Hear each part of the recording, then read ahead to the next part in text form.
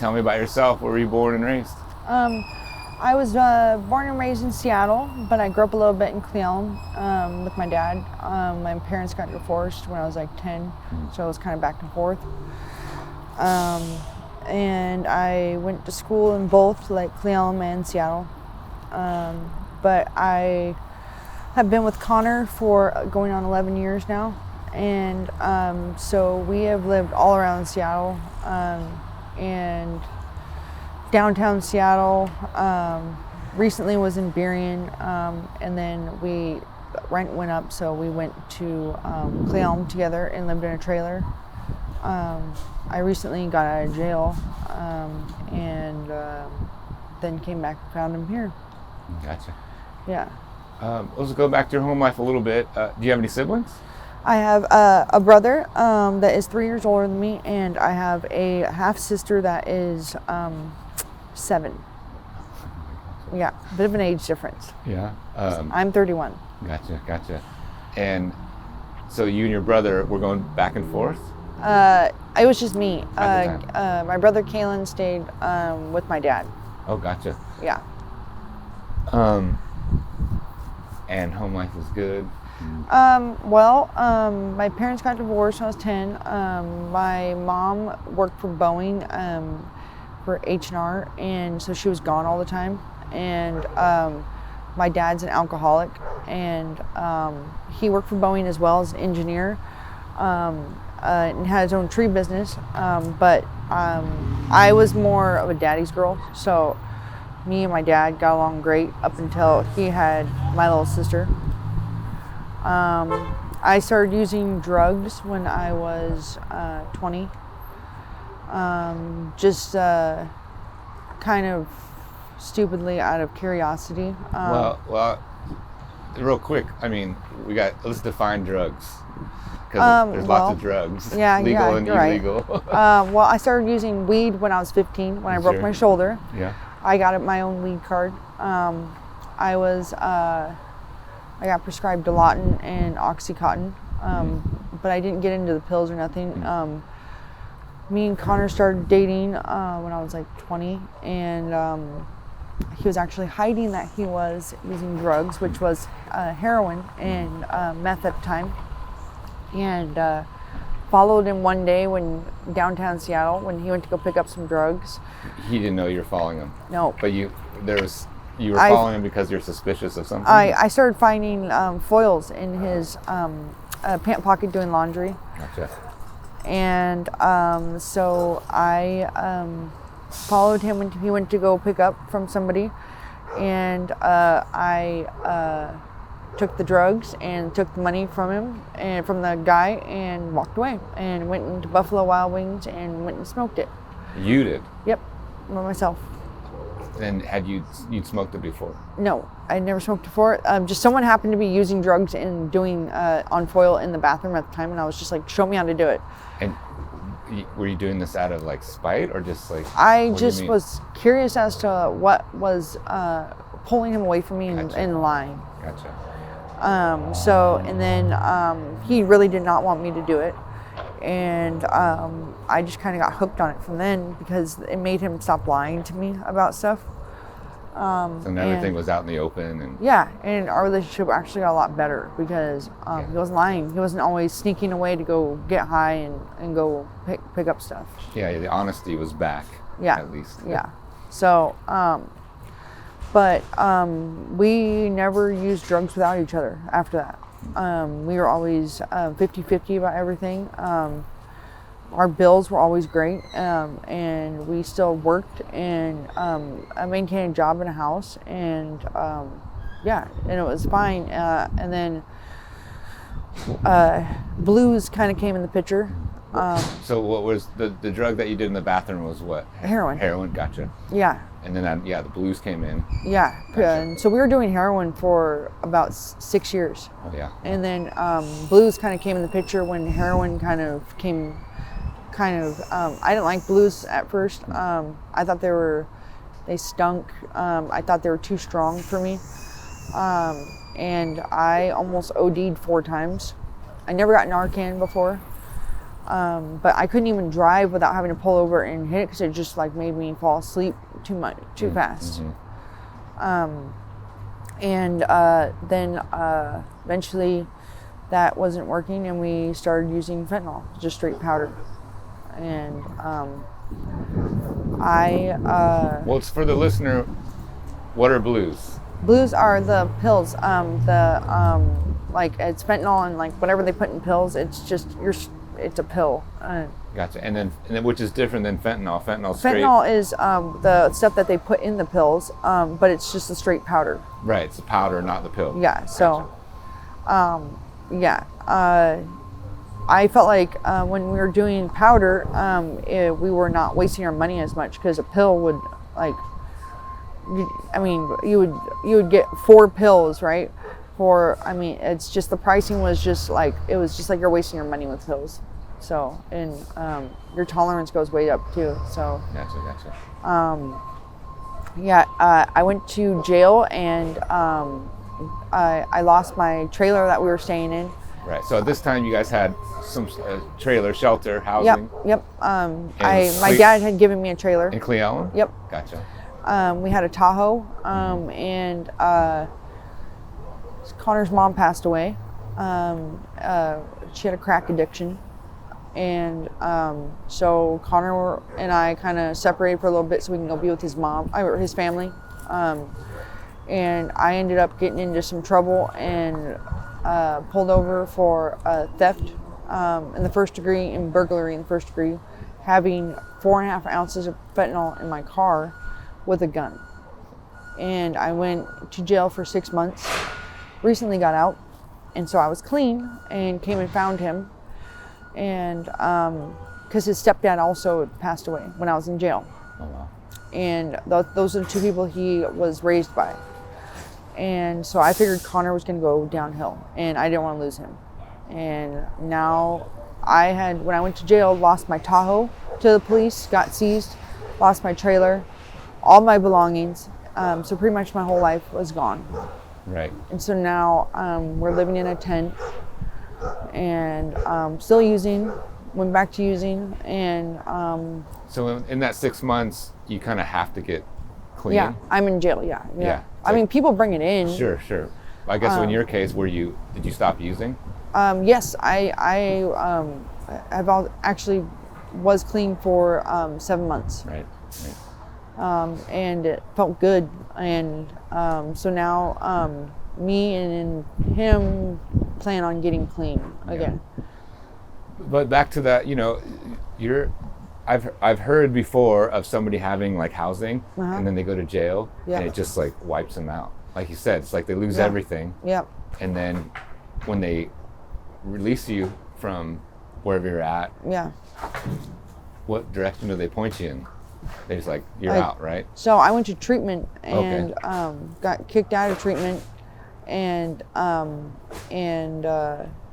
got kicked out of treatment for fighting. And so I got in trouble with a warrant. And so pretty much I was on my own. My dad was not letting me come stay at his house. Okay. I have nowhere to go. None of my family turned his back on me. I don't have anybody I can trust. All my belongings are gone. And so all I had was a little bit of clothing that my dad left outside of his house in the pouring rain that got soaking wet. That's all I have of my name. And so with my mom being gone, my mom passed away about 5 years ago to lung cancer. My brother is also a drug addict, and he gets babied by my family. So they turn their back on me, and I've worked for everything I've ever had, but they baby him knowing he's a drug addict, and he's never worked a day in his life. So it's just kind of crazy. And so I'm out here just trying to figure it out. And pretty much just, I don't have any help from anybody. I have like people like you. I have people like that come in that are from like the state that are trying to help get us housing. But it's kind of like first come, first serve. And we were just talking about that because I met Connor at the suite. The 18th, which is Thursday, not even a week ago. Yeah, so if you're not quick enough and if you're not there, Yeah, they will that. just throw your tent away with all your belongings.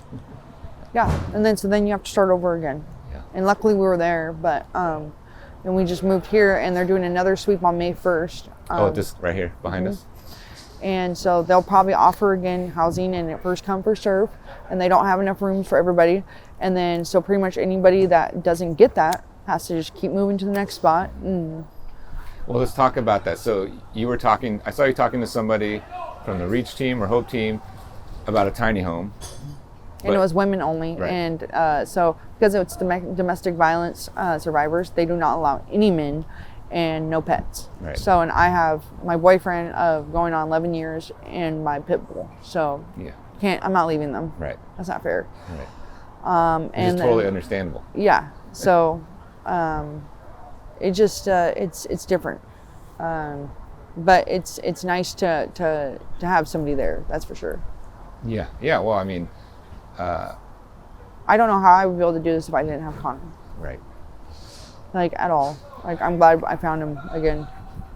So, is this the first time when you got out of jail? Yep. Was this the first time that you were like unhoused? Yes. Because I've always had my own place. I've never gotten help from my family like that. I mean, the trailer I got from my dad, but I've had my own apartment, my own place since I was like 14. And so this is the first time I've just had to figure it out. Yeah. And how long has it been? I've been out here for 3 months now, almost. Yeah, 3 months. Yeah. So, sucks. Yeah. It's constantly just like, because you don't have those resources. I mean, I have resources up in not Capitol Hill, Ballard up the hill. Do get showers. Okay. You don't have bathrooms over here. There's not really ways to make money besides stealing. It's hard. Yeah. So it's I have a broken shoulder and I'm sleeping on the ground. We'll say quote unquote sleeping. My guess is you're not sleeping very well. No, it sucks. And you know, people that scream all night. I luckily have a lock on my tent because otherwise people just go and break into people's stuff. I don't have any way to charge my phone besides like going to another friend's like RV. So it sucks. And right when I got out of jail, I like had no phone, nothing. So no way to contact anybody. How did you find Connor through all that? I knew he would be in Ballard. Oh, gotcha. My brother dropped him off when we separated. Okay. And I just kept asking around. Right. I literally like asked around everywhere. I was like, have you guys seen Connor? Have you guys seen Connor? And they're like, actually his tent's over here. I was like, when's the last time you guys seen him? And they're like, a few days ago. And I waited almost 4 days for him to show up. And then I was sitting in the tent with a friend, and he actually asked to buy some fetty from that friend, and he didn't know I was in the tent. And I was like, he heard our dog bark, and he's like, whose dog is that? I was like, it's Rico, like in a different voice. And he's like, oh my God. And he's like, Jenna? And I was like, yeah. And that's the first time we seen each other in like almost 7 months. And he was just like, what the hell? I didn't know you were out. So it was a good feeling. Yeah. Yeah. And he didn't know I was going to come. I promised him, I was like, I'm going to come find you. Like, I'm going to, get myself clean and come find you. I'm bipolar and schizoaffective. So not being on medication, like right now I'm not on medication. Opiates kind of help, but it also makes it really hard. I have a lot of episodes. So actually on May 1st, I'm supposed to be getting back on medication, hopefully sooner, but something that Connor doesn't deserve because it's like a lot of anger. And once you get sober once, all those emotions that you have like kind of packed away and let drugs take away all never go away. So now you're this emotional person all the time that it's weird. Yeah, you gotta learn the tools, gain the tools to deal with those emotions. Yeah. And it's not an easy road. No. And it's like nobody can do that while they're unhoused. Yeah. It's and alone. And alone. That's why I made sure to come back for Connor, because of him losing his mom that he's very close to, and his stepdad. Now he wants to get sober, which I'm happy, because he wouldn't be able to do it. If you're not ready to get, you can't force somebody that's not ready. Yeah.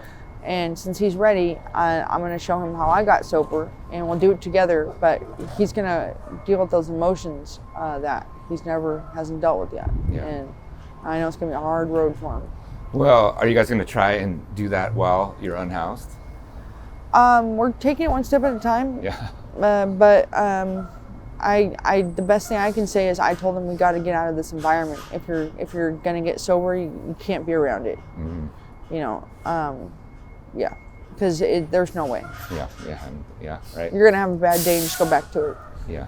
So. Well, I mean, my perspective is like, I could care less if people do legal or illegal drugs. It's like we all have the right to do what we want to do. Of course, there's different consequences to the certain drugs, and one of them is death, like a major. Yeah. But it's like there's this element of like, if it gives you this moment of relief from the trauma you're going through, this whatever that time period is, like, so what? Yeah. You know? I can honestly say it makes sense to me, is what I'm saying. There's not a lot of people that think like that, which is cool, because honestly I can say that fentanyl is just something that it grabs you physically. Like, it's not something that takes away the pain or anything. Clear, like meth for me is something. It worked for you to do that, but fentanyl is just something that kind of is more calming and kind of will help you sleep. It's not more of, I've noticed that difference from heroin. It's more of an emotional kind of drug. Okay. And heroin's more physical, if that makes sense, with like the withdrawals. Like, for the hours of me being dope sick with fentanyl versus the same amount of hours with heroin, I would be almost like puking, like shitting yourself, like and being like having the flu. Yeah, I heard it's pretty gnarly. Yeah, and it's not the same with fentanyl, which is crazy. So, it's not something to play with, but it's definitely. You know, some people they need it. Yeah. You know? Yeah. Again, it's like there's a sense of. I met some of the coolest people on drugs. I met one of my best guy friends on drugs. Yeah. And he is one of the most genuine people I probably have ever met. And when I had a place, I would always, you know, when he would be in and out of jail, I'd give him a place. It was just something like, the first night I let him stay the night at my house, and he woke up with all of his stuff, and he was like, "This is the first time I've ever woke up with all my stuff." And it was just kind of like, he was like, that's how we became friends. And he's still to this day one of my best friends. And it's you know, it's not who they are, that's for sure. That's all I can say. I mean, everyone has different parts of themselves. Yeah, some people I can say like has completely lost themselves to the drugs. I can't speak for everybody, but other people, it's just something to get by when you know, like their life is shitty, you know? Yeah. I mean, people drink, there's plenty of bars around here. And there is an addiction to anything. You can have addiction to shopping, addiction to anything, you know? I think as humans, we're like, naturally have that addiction. Humanity. Yeah. Yeah, totally. And so, and again, it works for, again, there's different consequences, and for people to like just judge people, like it's like anybody on this single planet has an addiction. It can be to food, it can be to TV shows, it can be to anything. Whatever, right. And it's just so people that are so games, judgmental is just crazy to me. Yeah. It's just like, you know, like maybe you don't know what that person's going through. So the fact that you're making this to where people are telling their story is kind of cool. Yeah, I hope so. I hope it gives some sort of insight. Yeah. Jenna, last question. Is there anything that you would want the people of Seattle to know? People of Seattle to know that everybody has a story, and don't judge a book by the cover. That maybe you just need to hear it, and you know, and some people might be hard to listen to, but it's worth telling and listening to. So. Thanks for sharing. Yeah. It's good to hear your voice. Yeah. Thank you. Right. You're welcome. I'll take a couple photos. No problem. Have you sign this thing.